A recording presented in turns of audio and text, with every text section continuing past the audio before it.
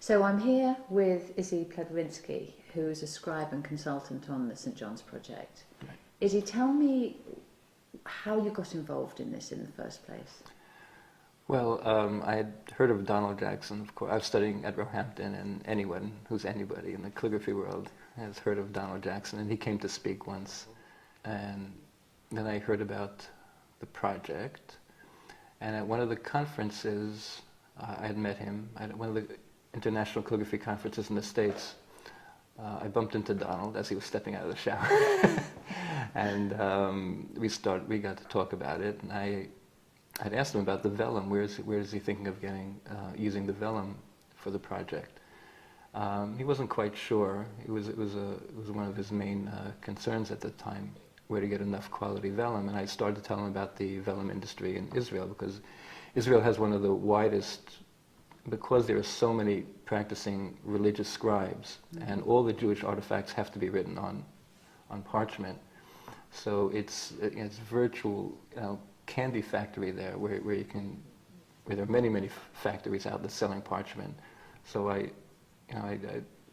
threw out the idea. He seemed interested. He was also intrigued by the idea of using vellum from the Holy Land, for the Bible, which made some sense. And so he planned a visit to come to Israel, and so he did that, and we spent some time going around, and we got to know each other a little bit better. And then, I don't know at what point he decided he wanted Hebrew to be in the Bible. So, I don't know if he asked around. I don't know, somehow my name came up again, and he knew me already, and he checked out my credentials to make sure I was up to par, and he gave me the call one day, and that was it. And you've been involved ever since with the project, and now here we are, we're at the end of it. Yep. How does it feel looking back? Because you've been involved, almost at every stage, haven't you?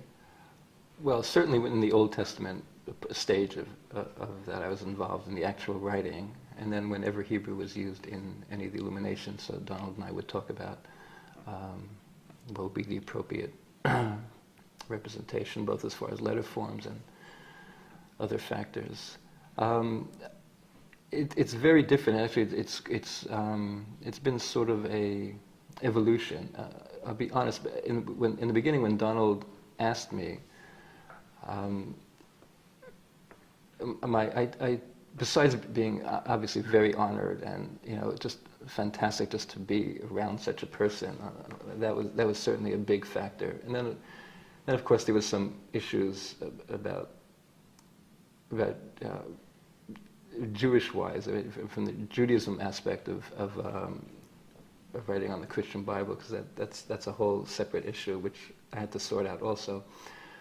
But in the beginning, as far as the actual work, it was a job. I mean, really, it was. The job didn't require any creative input on my part. It was really just writing running heads, and that thought, of course, had to go into to choose the right script and the right feel. But it was a job. I came here, and that's how it was for me. I didn't see it as part of a larger thing. But little other factors that just came to be equally or just as much important, and that was first of all, working in a team, which calligraphers rarely ever do. And there was a certain spirit going, just spirit in the air, which was very, very special. And Donald's input, of course, is always very special. And this became almost a tangible part of writing, writing on the Bible, contributing to the Bible, was being affected by people who cared so much, and bringing the best that's inside us, and Donald bringing out the best in us. That was a spiritual gain for me, and it was completely different than any other. It was a different quality of because of this communal contribution. It was a different quality to what? To the experience. I'd say to the experience and what I got out of it.